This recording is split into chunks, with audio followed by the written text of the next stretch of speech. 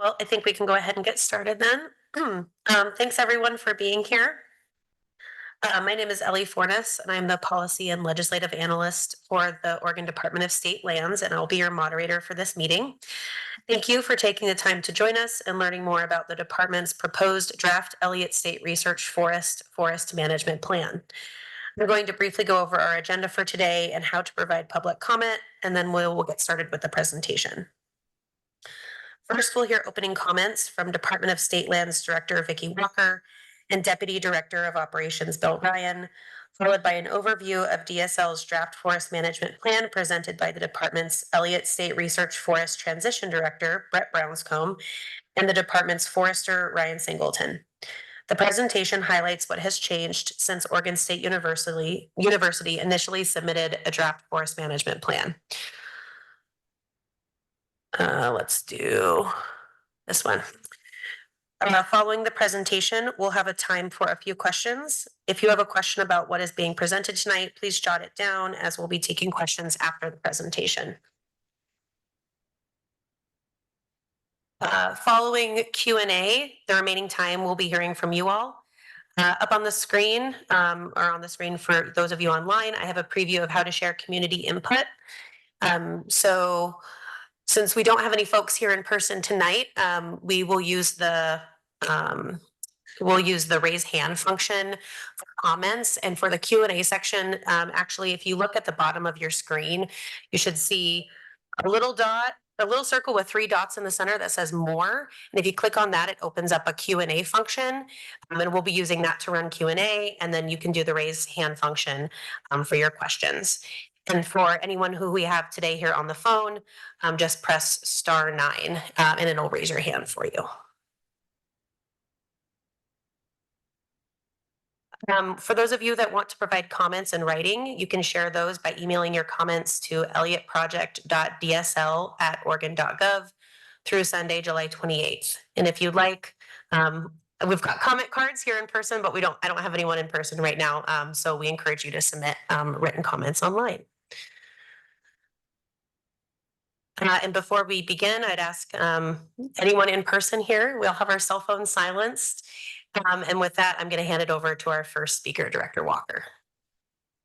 Hi, Ellie. Thank you. Good evening, everyone. It's a pleasure to have you joining us tonight for our Elliott State Research Forest Management Plan listening session. Today, Brett Brownscombe, our Elliott State Research Forest Transition Director, and Ryan Singleton, our forester, will provide a high-level overview of the department's draft forest management plan, and our Deputy Director, Bill Ryan, will cue all that up as well. This forest management plan is a body of work that has been a long time in the making, and it will continue to evolve over the coming months with input from you, the community, tribes, and a wide range of partners. Creation of the Elliott State Research Forest remains a huge opportunity for Oregon, and this work will have significant value both nationally and internationally.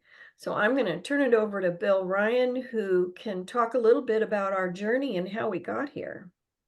Thank you, Vicki. So we've been on the Elliott journey a long time, since 2018, when the advisory group was formed by DSL at the direction of the Land Board to keep the forest public and explore its transformation into a research forest. That advisory group process resulted in a remarkable collaboration agreement on a research forest design that included interactions and involvement with 3 tribes, conservation groups, timber interests, and school association interests, among others. And while the research forest design has evolved significantly through community input, consultations, government negotiations, and advisory group feedback, we maintain the foundational commitments advanced by the advisory group and endorsed by the Land Board. These commitments include the principles and allocation types advocated through the process, a working research forest that produces timber around 17 million board feet per year on average, conservation outcomes, including but not limited to a habitat conservation plan, and mission governance and management policies. And with that, I'm going to hand it to Brett. Okay, thanks, Bill. And I'm going to get up to the podium and bring the trusty slide changer with me. Water. Okay, thanks, Bill, and thanks, Director Walker. My name is Brett Brownscombe. I'm the Elliott State Forest Transition Director. We're on transitioning the Elliott to a research forest. And where I wanted to start was the DSL draft forest management plan is a critical final piece in creating the Elliott State Research Forest. On the screen, you'll see, if I do it, where the department is in our work plan. These are the key actions that are necessary for moving the Elliott from the Elliott State Forest into the Elliott State Research Forest. And you'll see where the forest management plan fits in under number 4 in the yellow highlighted boxes. Thankfully, we had a lot of good underlying work and material to build off of in crafting this draft DSL forest management plan. It was based on the earlier efforts, as noted, advanced by Oregon State University's College of Forestry beginning in 2022 through last year. As for next steps, we plan to take the draft forest management plan to the land board in October for consideration. DSL and land board know that community input in this process is critical. So for those of you here, please weigh in with your thoughts tonight or in writing, including those in your networks by the July 28th comment deadline. And thank you again, Vicki, Director Walker, and Bill. Thank you for coming to the listening session tonight. And we'd just like to thank you all for joining us this evening. And then for those of you online, we'll move into the key part of the forest management plan overview here. And at some point, I'll pass off to Brian Singleton, our forester, and we'll tag team on some slides. So first off, what is the Elliott State Research Forest? What I'm about to present here is a very abbreviated background and description of the forest and its history.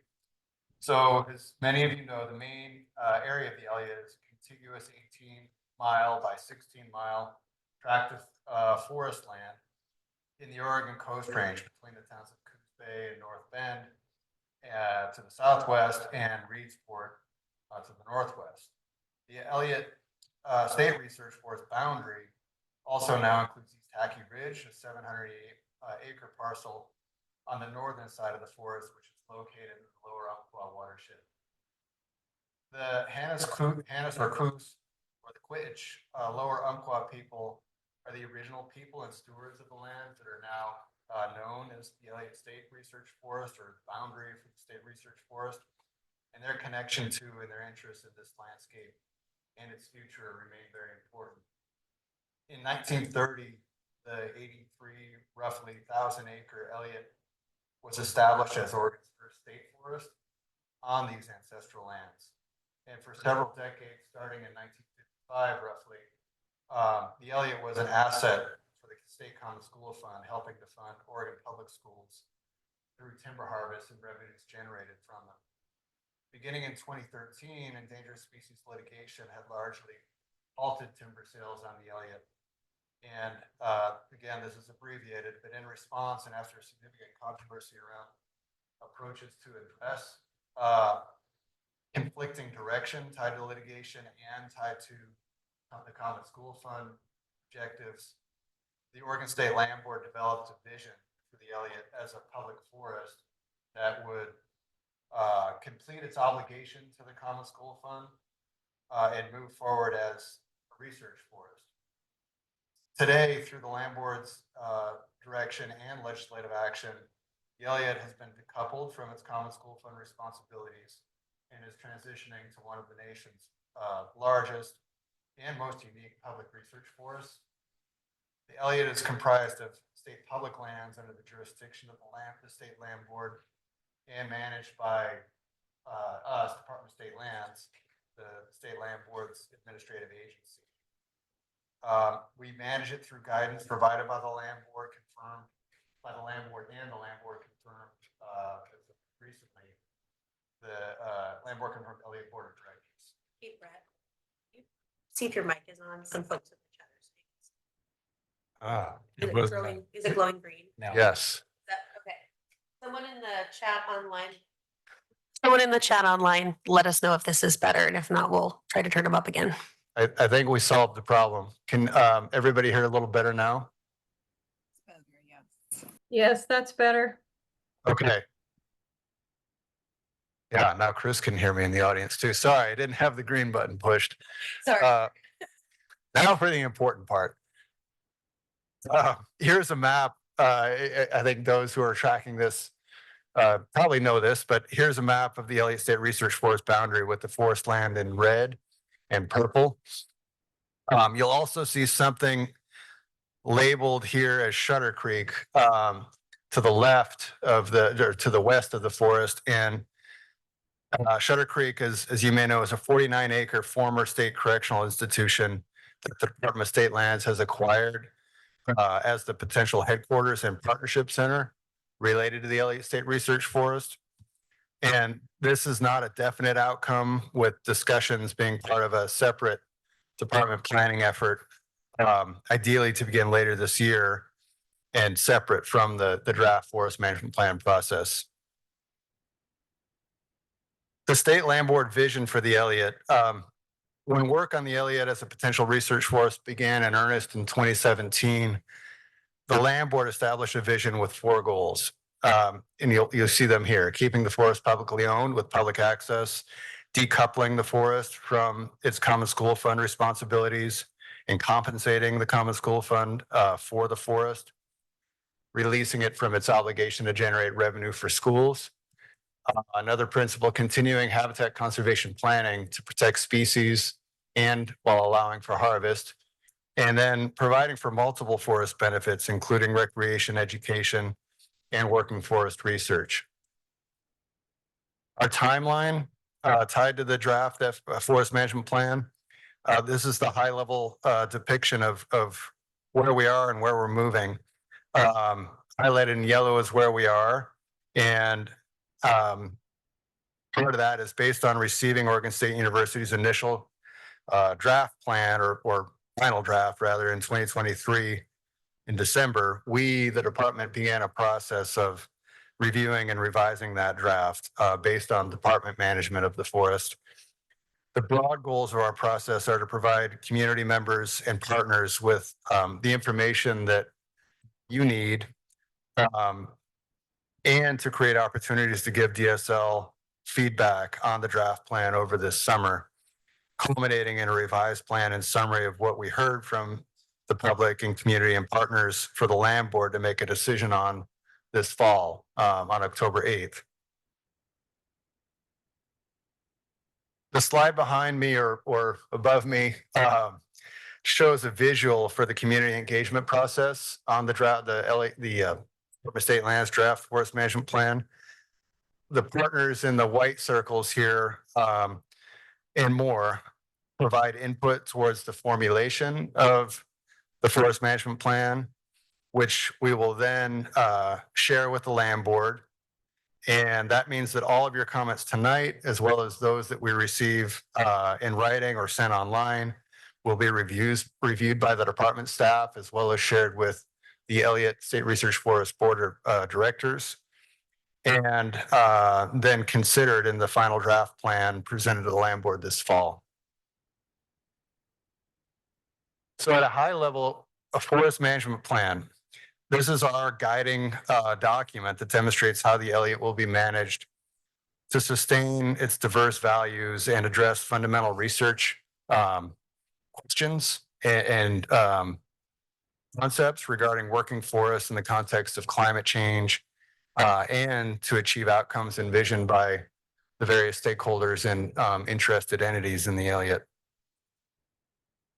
The current draft plan was crafted with the foundational guidance provided by the original Elliott State Research Forest Advisory Committee, including 3 tribes and other diverse interests that engaged from 2018 onward. Then the 2021 OSU research proposal, as well as the land board, input from tribal consultation and engagement, and other input over time from the Elliott Advisory Group, whether it was called the advisory group or prospective board under Senate Bill 1546. The purpose of this forest management plan is to provide decision makers, staff, researchers, administrators, contractors, and practitioners, as well as partners with the foundational direction and practical guidance to implement the Elliott's integrated research and management approach. So it really is our high level. It's broader than the Habitat Conservation Plan and really functions as the high level direction for the future of forest management and research. What I wanted to get into here is, as noted earlier, the department's draft plan is based on a lot of comprehensive work by Oregon State University's College of Forestry in the plan that it submitted to the department back in December of 2023. DSL has retained much of the information and direction in the OSU plan. So if you engaged in that earlier development process from 2023 to or 2022 to 2023 around the Oregon State Forest Management Plan, you should see a good bit in the draft, the DSL draft FMP that is familiar. But the DSL draft does advance some meaningful changes, which I'll cover at a high level in the slides to follow. Some initial significant changes or marks to note here is one is the shift away from OSU, Oregon State University management of the Elliott, and shift into Department of State Lands management of the Elliott. And that shift was based on the events of late 2023 and subsequent land board direction. The part of the reality of that is that the department ourselves, we're not a research entity. And as such, we're not the entity to advance the research specific side of the Elliott State Research Forest. We need a research partner or partners to do that. And we recognize this, and the draft forest management plan reflects it. So while advancing this plan, we remain in conversation with Oregon State University about whether the university will play that research partner role or whether we look to other entities. Also important to note up front here is what the plan does not do right now. So the draft forest management plan holds space for that research partner conversation to play out. It also holds space for the development of a formal recreation and education plan process, which we'll touch on a bit in another slide. This draft plan also holds space for ongoing conversations with Western Oregon tribes to integrate indigenous interests through management and research on the forest. This is an important conversation. It has ties to connections, not just a potential partnership, but equity and other important outcomes. And while the department's plan has a lot of language reflecting this desire for integration, we want to respect the time frame that we've heard tribes want for this conversation.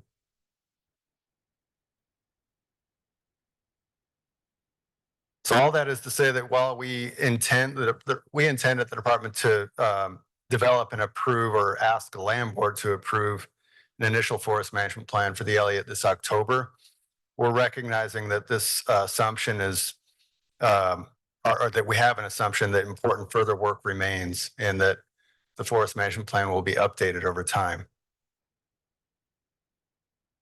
Okay, so getting into the substance at a high level summary, and then we want to turn to you all and your comments and feedback and answer some questions too.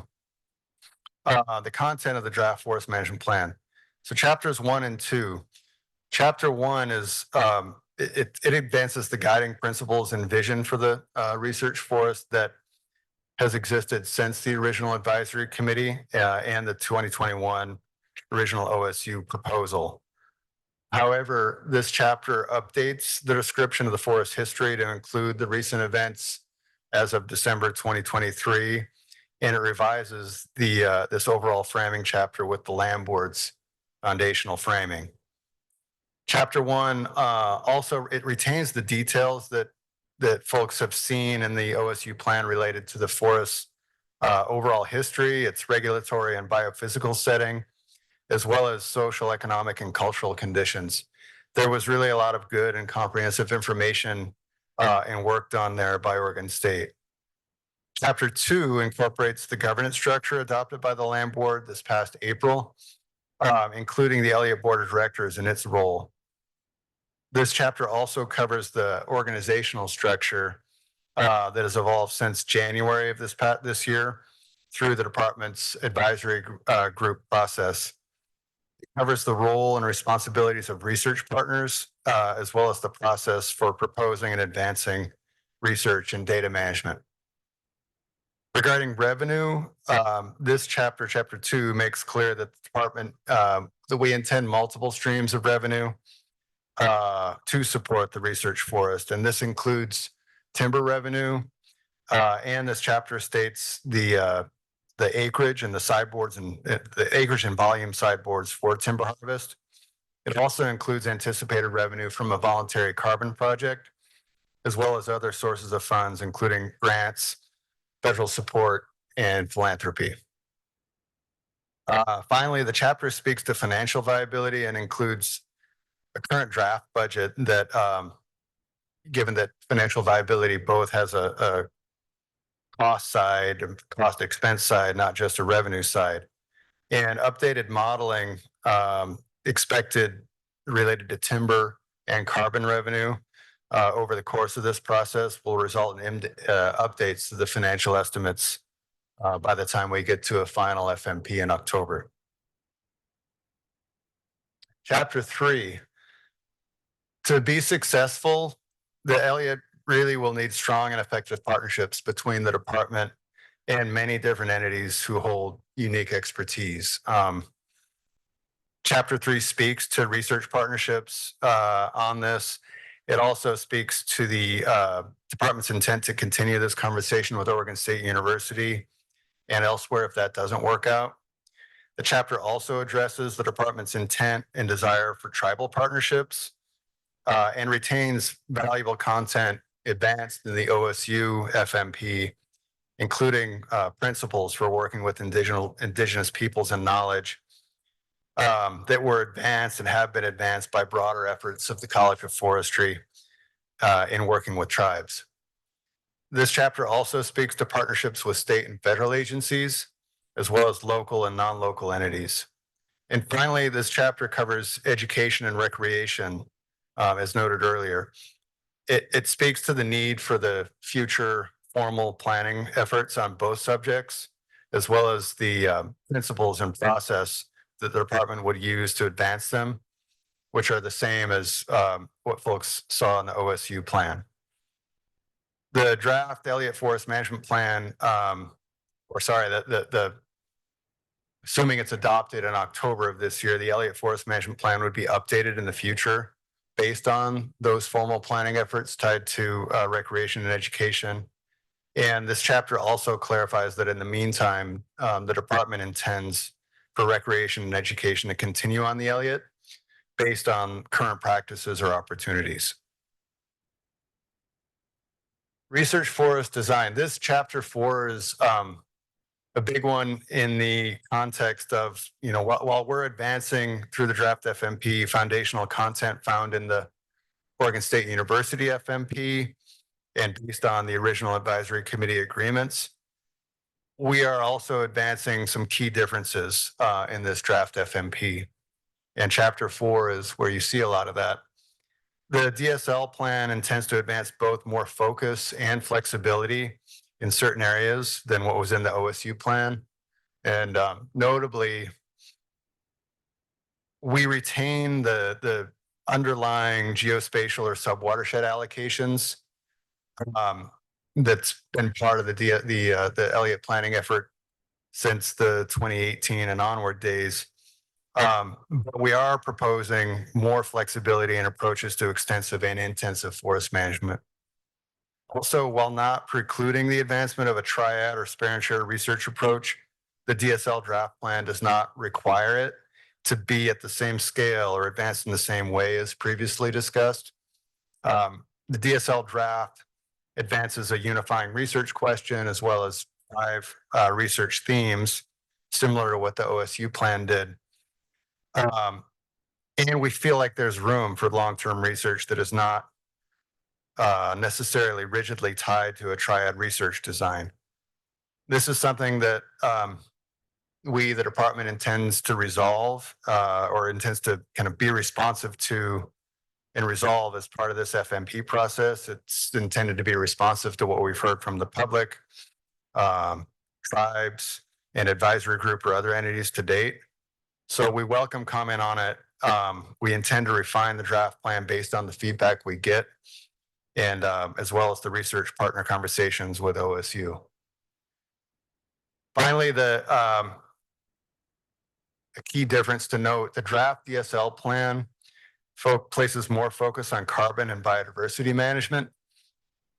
We are proposing a new designation, a carbon and biodiversity management areas designation that would advance more flexibility in achieving these outcomes than just in the conservation research watershed approach. So more flexibility in allowing indigenous or ecological forestry, but not intensive forestry in those carbon and biodiversity management areas.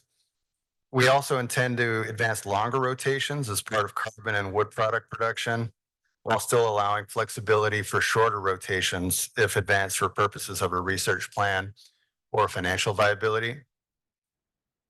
And then finally, biodiversity management. The draft FMP notes that this is not, biodiversity management is not just late old structure or old growth forests, that it also includes complex early sterile habitat creation. Chapter 5.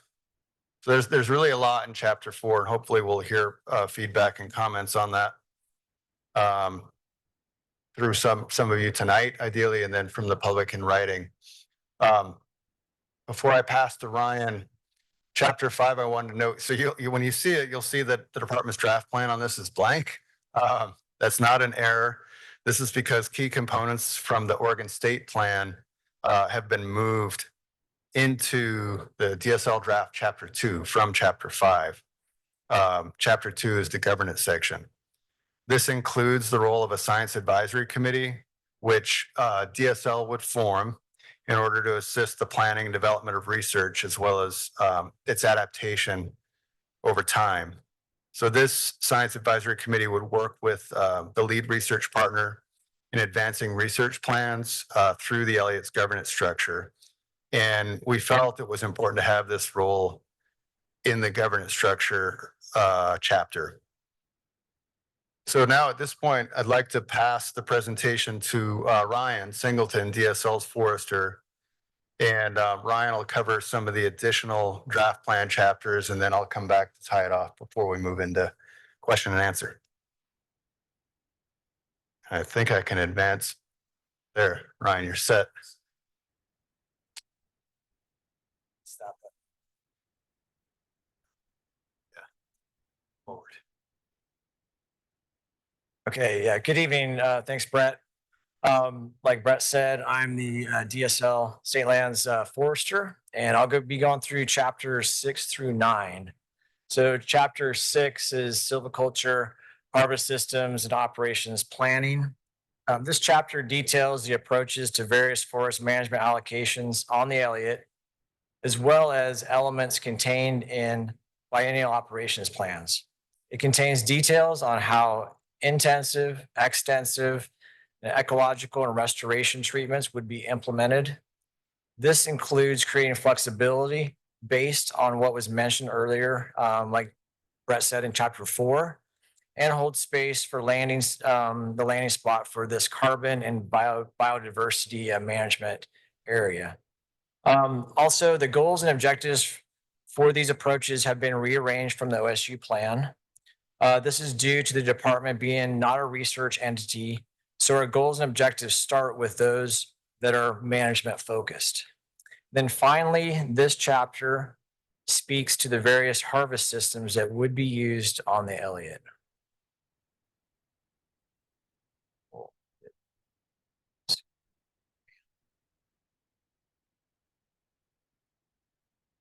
Just that button right there. Maybe Ellie, you can Get me to chapter 7. Or maybe you can't. Yeah, what's Brett? Brief intermission, folks. Uh-oh. Can you just do it from the computer?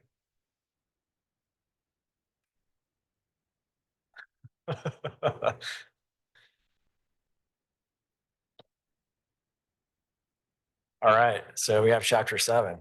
So chapter 7, aquatic and riparian systems. This chapter includes the description of aquatic resources, stream classifications, watershed delineations, and riparian buffer protections that are unique to the Elliott and underlying approach to its design captured in the 2021 OSU research proposal. This chapter is largely unchanged from OSU's original FMP. It also covers the intended aquatic conservation and restoration strategy related to steep slopes, wood and sediment recruitment, as well as riparian thinning. This chapter also includes a section on roads, as well as other intended restoration projects, including the commitment to a roads assessment during the first 12 years of Elliott management. And then finally, it covers connections to partner efforts that we are pursuing and have had for a while, including the Coos Watershed Association. Chapter 8. So climate change, adaptive silviculture, and forest carbon. The carbon sequestration and climate considerations are a more central part of this draft plan as compared to the OSU version. This chapter places the plan in the context of the state's broader policy directives and plans related to carbon and climate. It speaks to forest carbon markets and values associated with pursuing a voluntary market project, as well as climate smart forestry approaches. Overall, the Elliott intends to demonstrate and research different approaches to forestry and working forest viability in the context of climate pressures. As part of that, this chapter speaks to climate resilience, adaptation strategies, and identifies needed research areas. And then chapter 9, species conservation. Thank you, Ellie. So the OSU plan sets forth an approach to multi-species conservation strategies. The department's plan retains this with slight changes in strategy to clarify that restoration work is part of conservation area management and expands the biodiversity strategy beyond monitoring. This plan carries forward the distinction between species covered by the Endangered Species Act and broader biodiversity intentions, both of which the research forest intends to advance. The connection to the Oregon conservation strategy is referenced and enhanced in other parts of this plan. And one distinction is a revision to the marbled mirrorlet experimental design, which remains in the department's plan, but with management and research focused on opportunities apart from the 1,400-acre harvest experiment in occupied habitat, which was part of the plan. This has been removed from both the habitat conservation plan and this draft FMP. Otherwise, this plan carries forward most of the content and depth that the Oregon State plan set forth in this chapter. And Brett, with that, I think you're going to finish it up here, the last couple chapters.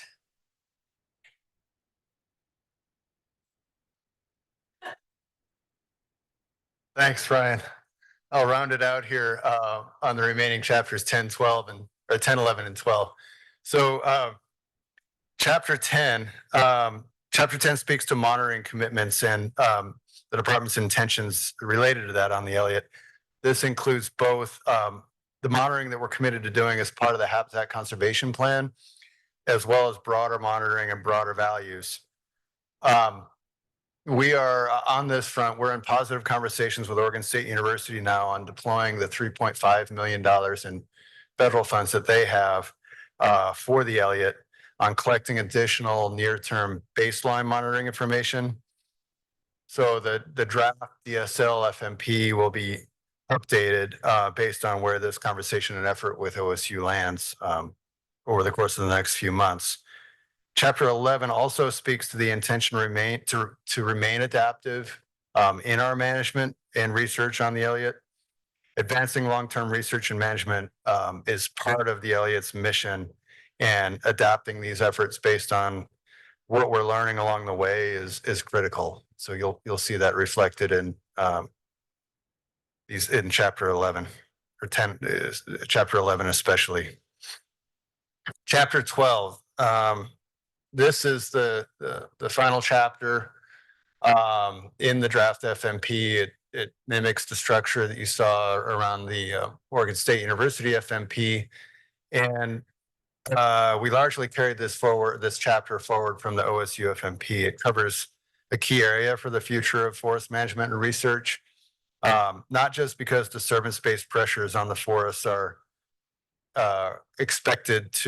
forests including the Elliott are expected to increase with climate change, but because past and ongoing research are presenting a different understanding of disturbance dynamics, including wildfire. So the Elliott will be a place where natural disturbance plays out over time and where management will mimic certain disturbances. The understanding of these wildfire, including indigenous burning, as well as other disturbance dynamics in shaping both forest structure and habitat conditions, is an important desired area of focus on the future of the research forest and its management. So with that, it rounds it out. I'd like to say thank you and turn it back to Ellie now to get us started on the Q&A. Oh, Cool, thank you. yes. Yeah, you can keep it. All right, thank you all, everyone who's spoken today, and thanks Brett and Ryan for walking us through that. We're gonna have about 20 minutes for questions, and then the rest of the time is gonna be for public comments. So want to invite questions from the audience, I think just to make sure that everyone in the room and that everyone online can clearly hear the question, and then also so that it gets recorded as public comment. I'm gonna open up the Zoom chat and look for questions, and then I'll just read them out here. And then we'll have Brett and Ryan kind of tag team coming up to answer those. So if you have a question, you can either use that Q&A function that I mentioned at the beginning of the meeting. We'll go back for now, actually. Or you can just raise your hand. I think we have a small enough group where we can just hopefully get through everybody. We're going to ask that folks keep their question and their comments when the comment section comes up to 3 minutes, just to make sure that we get through everybody. And if you're with us on the phone, go ahead and push *9, and that's how you raise your hand, and we'll be able to see you.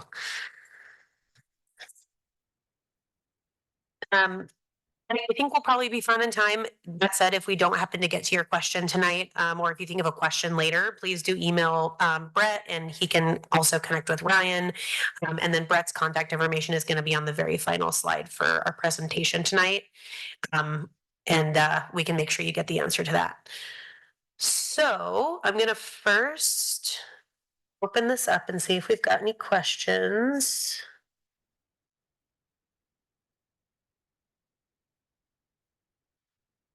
Okay, I see your question, Bob. First is, Bob says the Elliott is entirely within ancestral lands of the CT Quitsi. Why are other tribes involved?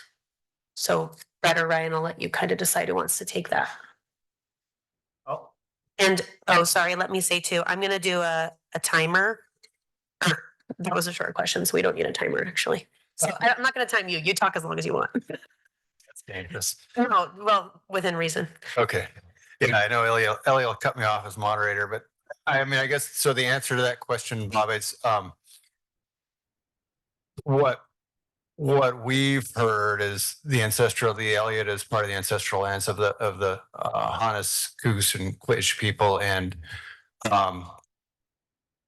given the history of forced dispersion of tribal people from the Elliott landscape, I think it's we at DSL don't feel like it's our place to anoint one particular tribe or another as the tribe on the Elliott. We are looking to tribes to tell us their history and to work, ideally to work together around sorting that through. And so we are engaging all 5 of the Western Oregon tribes that are relevant in the Elliott landscape, or that have what we've heard as tribal membership today that has connections, ancestral connections to the Elliott landscape, and trying to miss any of the tribes or the connections. And that includes working with the CT Klutsi, but also talking to the other 4 Western Oregon tribes. And Ryan, I don't know if you had anything to add or if that hits it. I think Okay.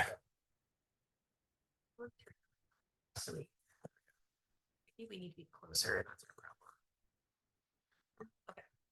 Did we get it quiet? Was I? Yeah, Too yeah, but quiet. no, but I think you're good. I mean, the mic's on, and anyone else has any audio issues, let us know in the chat, but I think we're as loud as we can be.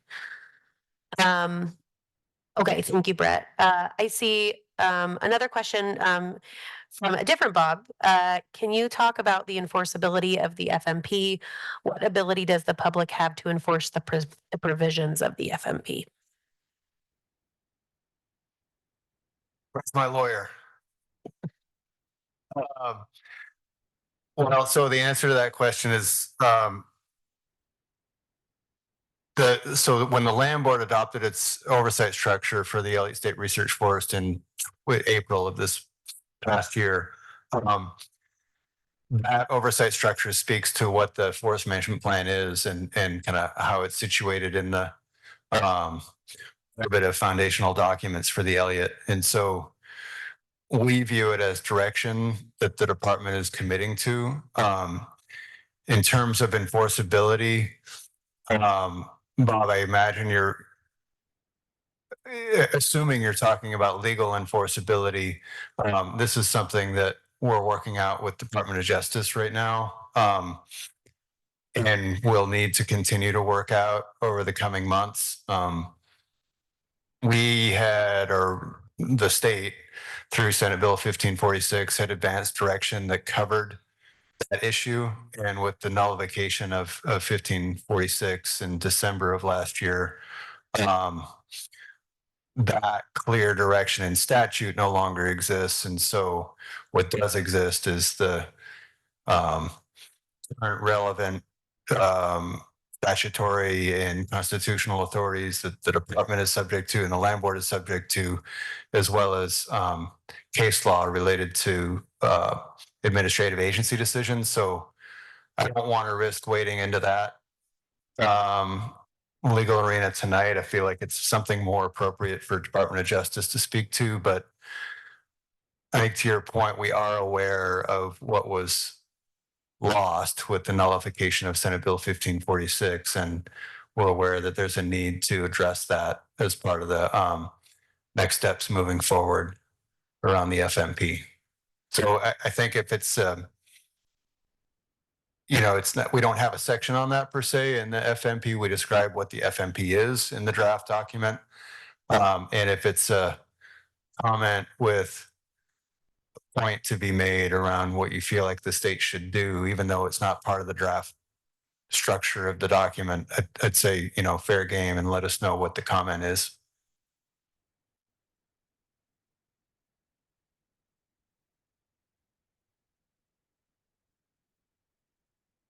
Okay, thank you, Brett. And I don't see any hands, so I'm just going off of what I see in the Q&A and in the chat. So I think right now I'm kind of bouncing between 2 Bobs with my questions, just so you guys online know where I'm going here. Let's see. So Indigenous knowledge is used throughout the plan without being defined. They're wondering, is this supposed to be genetic, living memory, or research? Might have kind of already hit on that, but I'm not sure. Yeah. We can look, I mean, we haven't put a glossary definition of Indigenous knowledge into the draft forest management plan. And would prefer to look to tribes on that and how it's defined. We can check back. I know the OSU FMP had a glossary, and if the comment, Bob, is that we should be defining that in this draft FMP beyond the kind of common usage of the term indigenous knowledge, we can work on that. The draft FMP does speak to the principles and the approach that we would intend to use in working with tribes around indigenous management and research. And that's taken from the work that's been done, the principles that were developed as part of the advisory committee process, as well as going above and beyond that in the work that OSU College of Forestry has done with tribes. So I think the way I'd answer it is, I think you had three potential ways to define it or context for indigenous knowledge in the chat. We're not using any one of those at this point in the draft FMP. And I think if your comment is it's important to define it, we can work on that, but we'd want to be doing that closely with feedback from Western Oregon tribes. And I'm not aware, Bill, I don't know. I don't know if this term's been defined by the state and statute or rule anywhere, but we could look. Yeah, we can look into it. Yeah, we're happy to follow up on that. Rob Z, if you want to shoot us an email, we can work to get you an answer on that. Thank you, Brett. I saw your other note in the Q&A, Bob, and I think that's more of a public comment. So I sent you a message. If you don't mind submitting that as a written comment, that would be great. And we're also going to include the transcript of tonight as part of the written record. So it will all be documented. I don't see any more questions in the chat or Q&As, and I don't see any hands. So I think with that, I'll open it up to the public comment portion of the meeting. Again, we'll just ask you to, I think we've got a good amount of time, but please aim for 3 minutes. And I'm happy to give you a signal if at the 15-second mark, so you know to wrap up. Just please, again, be respectful to all of the folks listening online, folks in the room, our partners, and agency folks. And thank you. I just see Peggy's hand up now. Peggy, we'll go ahead and you can unmute yourself and I'll start your 3 minutes if you want to, if you've got a question or a comment. I think either of those are fine. I'm not sure which category you are falling into. Thank you. Peggy Lynch, League of Women Voters of Oregon. I was really responding to the last conversation. Since there is no glossary in this DSL FMP, should we review what's in the OSU document to be sure we aren't missing something? But I don't want to cause trouble. I don't want to create something in the FMP that will cause litigation or other problems. But just wanted to raise that issue. Yeah, I think, Peggy, I'm feeling like if there are terms in the FMP that have not been defined, I feel like we should include a glossary in the final FMP. But if there are terms that you're reading in the draft FMP that are unclear or that you feel like need to be defined better, please make that part of your comments, as I think Bob Zybeck was doing, and let us know so that we can advance an answer. And whether we take that from the glossary that OSU has in its FMP, or whether we provide an answer from elsewhere. I don't know. There was a lot of great work done in that OSU FMP, and I'm not saying that you shouldn't look at that glossary, but I want to be, to own the fact that this is DSL's draft FMP, and we should be responding to your or any of the public's comments on what terms should be more clearly defined. Ryan, what do you think? Yeah, I think we've heard enough. feedback here recently that we do need to develop a glossary. And even in our own internal reviews, we probably have questions as well. I think a glossary is very important.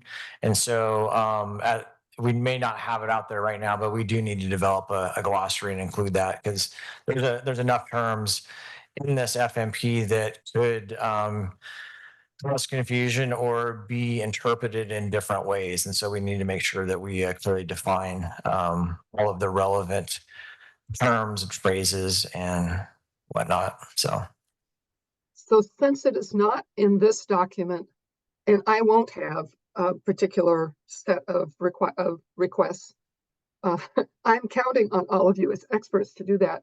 But I do have a concern if you're going to add a glossary, to make sure that somehow or another the public has an opportunity to review it, or those who have more expertise than me in this whole issue.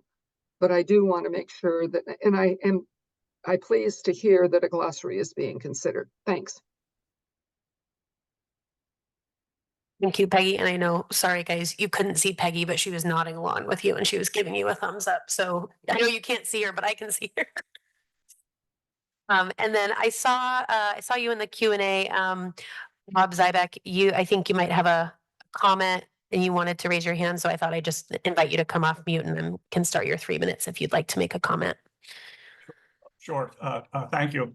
It was my question number 3, which wasn't really a question, but in reading through the document, I'm very concerned with how the tribes are going to be involved. It seems like a lot of adversarial commentary, a lot of vague, and that's where Peggy says we need a glossary, a lot of vague terms about co-management and et cetera, but there's no description. And then the principles, number 1 principle really bothers me. It's principle 1, acknowledge the historical context of past injustice, genocide, ethnocide, and ecocide. Indigenous people, nations, and lands continue to suffer trauma from the violent legacy of colonization. We need to acknowledge this as part of our history and collective stories. That's not part of our collective history. That's a political statement, and it's really adversarial between the whites and Indians. Somebody's a victim and somebody's a hostile colonist, and I think that needs to be cleaned up.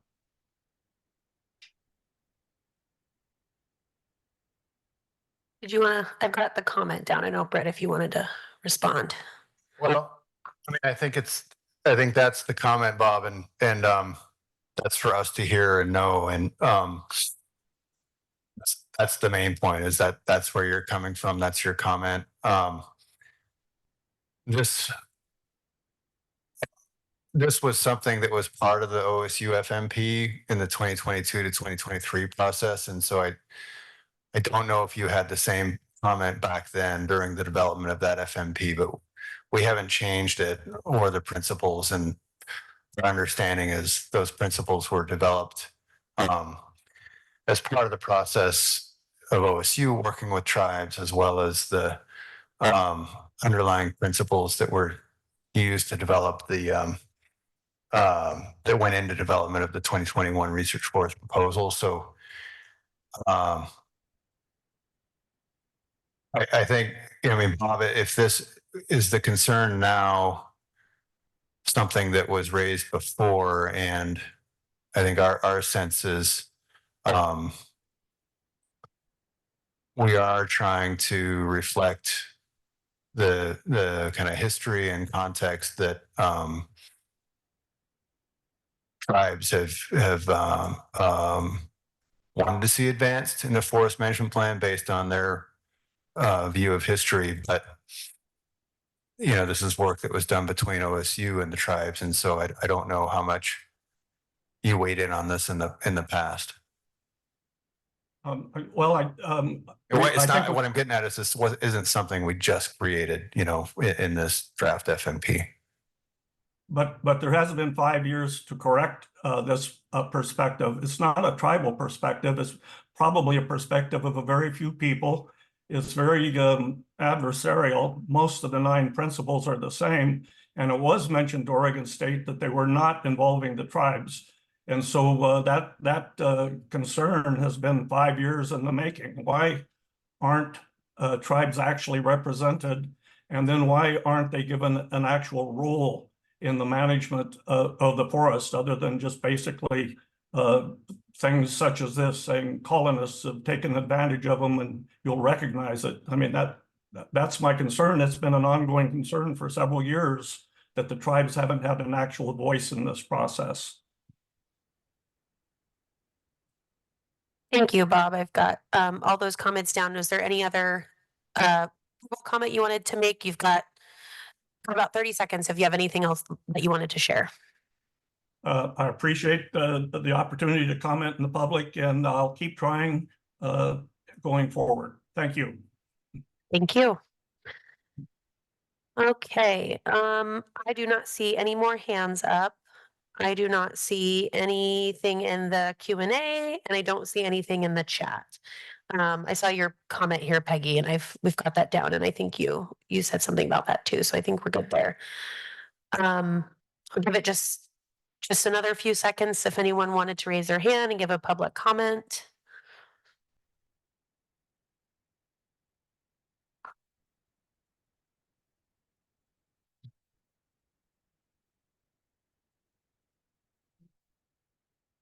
No, everyone can see. Okay. Yeah. Okay, great. Well, seeing no other hands or any other comments, I'm going to close the Q&A and the listening session for public comment on this draft Elliott State Research Forest Management Plan for the Department of State Lands. Please remember that, let's see. Yeah, please remember that written comments will be accepted through July 28th, after which the public comment period closes. Thank you all for joining us tonight. And then the project website is reachable from oregon.gov/DSL, and is a way for you to learn more about the project and to provide written comments. Thank you again, and please don't hesitate to reach out if you have any more questions for Brett or Ryan. And I'll put his contact info up right there. Thank you so much, everyone. Have a great night. Thanks, everyone. Good night. Good job, Ellie. Thanks, Peggy. Thanks, Ellie.